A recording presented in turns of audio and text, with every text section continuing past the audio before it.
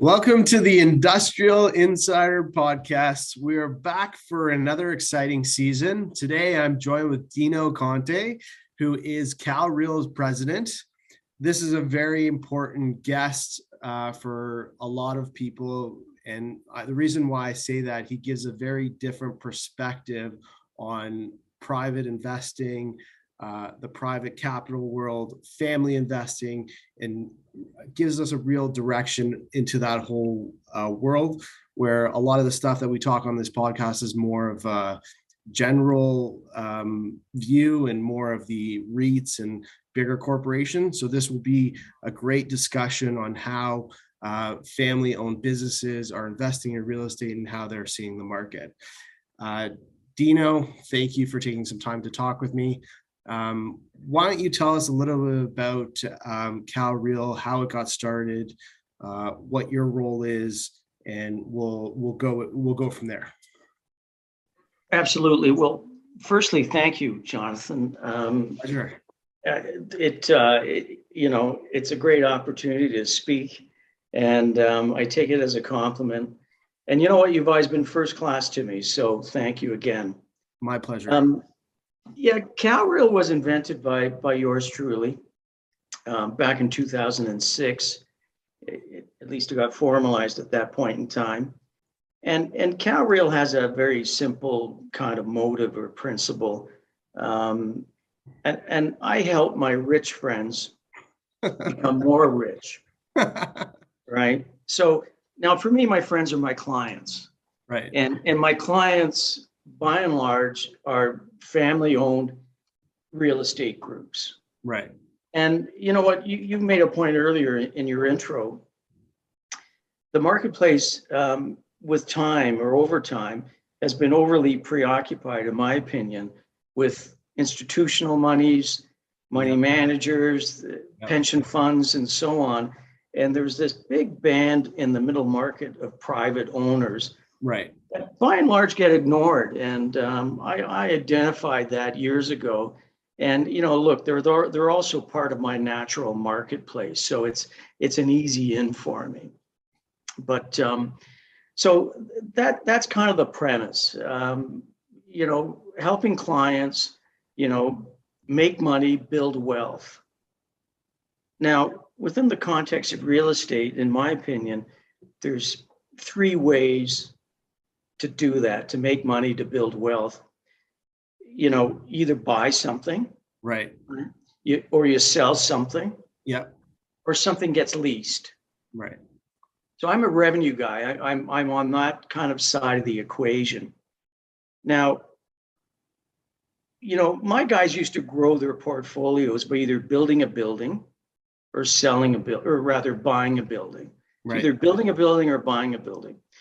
Now, building a building in this day and age is virtually impossible for a private guy.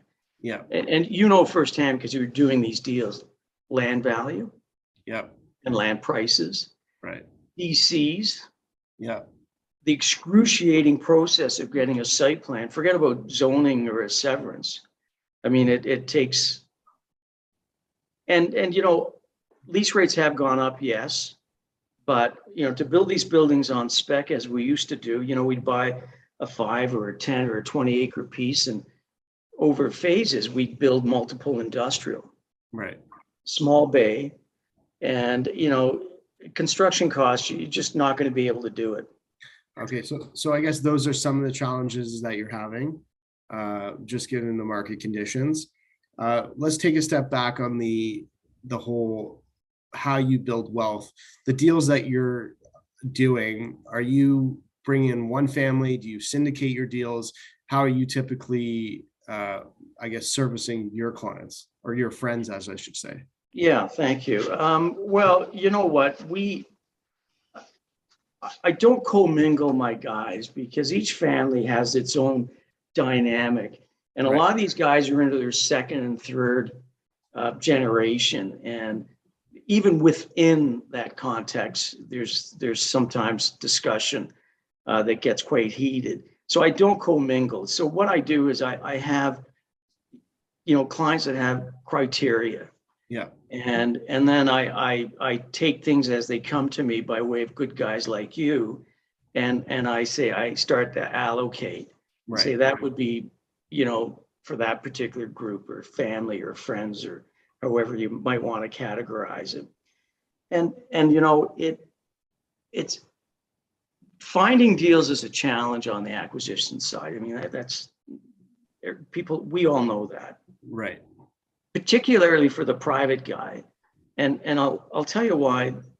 We used to buy value add industrial deals because I'm fundamentally an industrial guy. We do retail, we do apartment buildings, et cetera. But if you can visualize buying a fixer upper, if you will, on the industrial side, there might be physical turmoil, there might be a mortgage issue, there might be a leasing problem. We would go in and take that risk and buy it, fix it up, if you will, release it. In one particular case, we demolished 10% of a building, and some of the partners were just freaked out by that. Right. How could you decrease? It's counterintuitive, right? Are you crazy? Yeah, you're crazy. But we had to make this 1965 vintage industrial building modern, so a truck could get around it and Right. park and so on. So it worked out. But I got to tell you categorically that this whole value add, it has evaporated for the private guy. Right. It just doesn't exist. So what we're doing is we're moving into opportunity plays, where I call them transitional assets, where they need some major surgery to bring them back. Whether it's a zoning upgrade, again, whether we demolish and reconfigure, whether we find a new target market for a particular building, moving industrial to quasi-commercial. It's a lot of hard work. And you know what? It's a good opening for private guys, to be frank, because in our part of the world, institutions say they're opportunity buyers, but at the end of the day, they just cannot bite the bullet, in my opinion. So we come in and we do that type of work, and we look for those types of opportunities. And again, transitional assets is what we do. Now, we also have been working on a program with one of my guys where we deem ourselves as the wholesaler or the supplier to this big ball of institutional capital. So the program is that we look at deals, one-off deals. Right. We fix them, we do what needs to be done. We create a number of them, so we have enough critical mass to excite an institution, because they're not going to buy a one-off building, but they'll buy 3 or 4 at a time. Right. So that's one of the ways we're looking at making money in this current marketplace, is collecting buildings, packaging them in a, having 3 or 4, so that this way we have a $200 or a $300 million deal, versus picking these things one off. They just won't do it.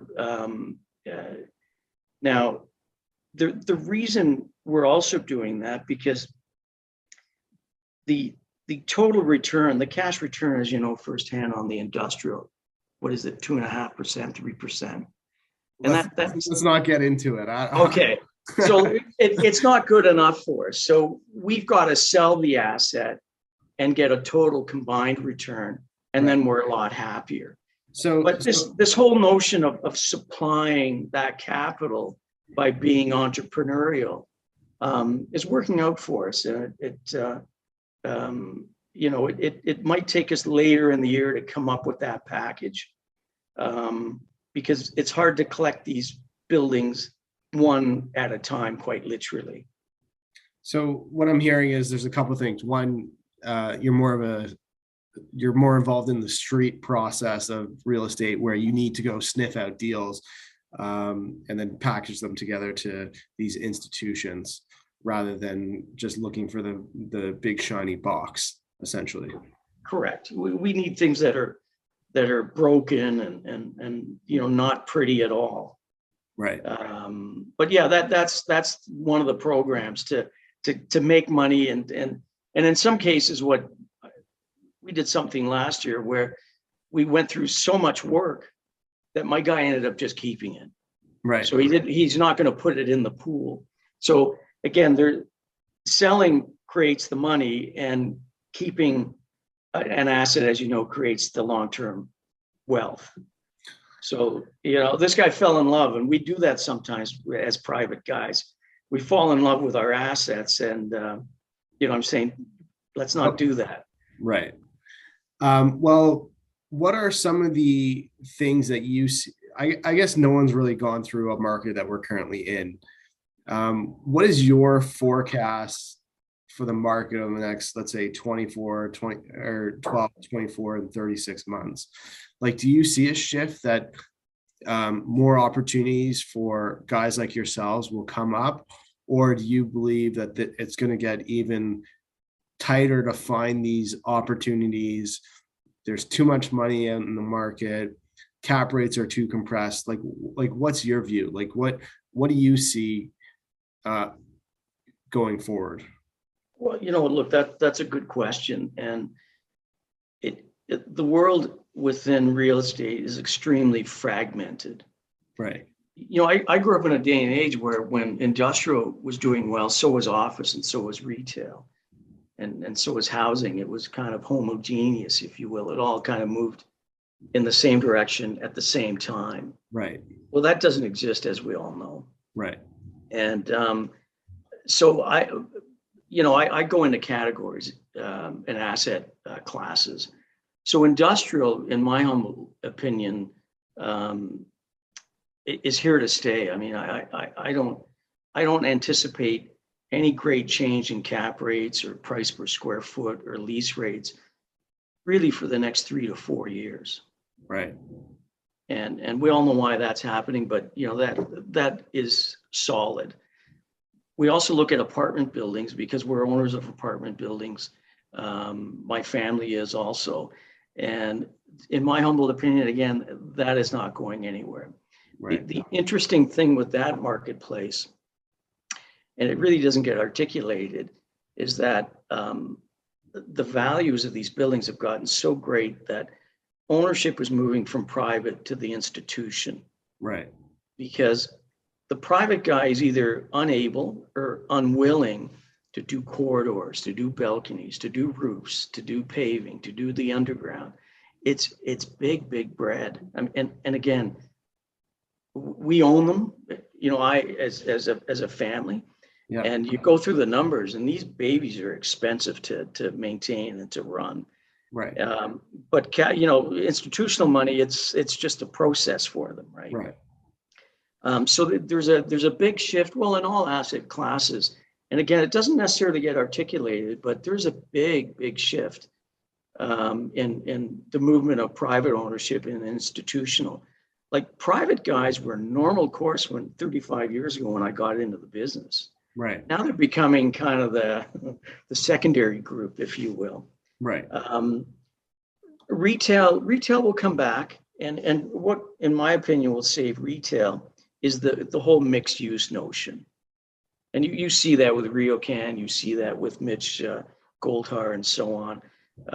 They're adding density, and they're mixing different uses onto those sites, and I think it's a brilliant play. So that will save, to a large degree, the retail. Now, office, I've been pondering office for a long time. I think office is going to go through a significant change. I think the recovery for office is going to be sluggish. People's gotten used to, improvising and not physically going into space. Right. And it'd be interesting to watch. I know one group that has 3 office buildings, suburban office buildings, and they're looking at converting one to residential. Really? Yeah. So something's going to happen there, namely due to the fact that industrial revolution notion of physically going to the office and sitting behind a desk. I grew up in that environment where I had to have the tie on, the jacket on, physically get to a space, sit down. Okay, now I'm working. Right. But now I'm hanging from a tree and I'm doing deals. Right. It kind of doesn't matter, and technology is a big play there. Right. So I look, real estate in Southern Ontario, within a reasonable timeline and all asset classes will trend upwards. Right. It's a beautiful thing to have.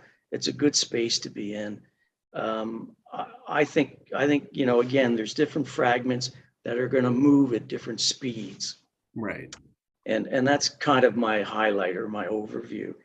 And you know what, I mean, in the kind of the macro sense, I'm optimistic about the performance of the Canadian dollar. Canada is still a hell of a place. Right. I mean, I travel. I'm not a big traveler, but I move around. I go to Europe and so on. They've got problems, like fundamental problems. Canada. I'm a son of an immigrant, and my family always said this is a beautiful place to be, and I'm in full agreement. So our dollar is going to be okay, in my opinion. Right. And inflation. I mean, it makes for a good media write-up, but big buzzword. Yeah, I'm not fussed by it. If it's hyperinflation, it gets dangerous. But I think it's more exactly right. It's a buzzword, and it makes good media, if you will. But for us guys on the street, as you said earlier, yeah, we built it in already. We're fine. Right. So, again, in conclusion, over a reasonable timeline, real estate in Southern Ontario, which is, the area in which I trade in, yeah, we don't go to other provinces or out of country. I mean, private guys, if they can't drive to their assets, they're not overly interested. Lost. Yeah. What am I doing here? I had a group that had a one-off building in London, Ontario. We ended up selling it because nobody wanted to go out there. Yeah. But again, I don't know if that answers your question. It's kind of general, but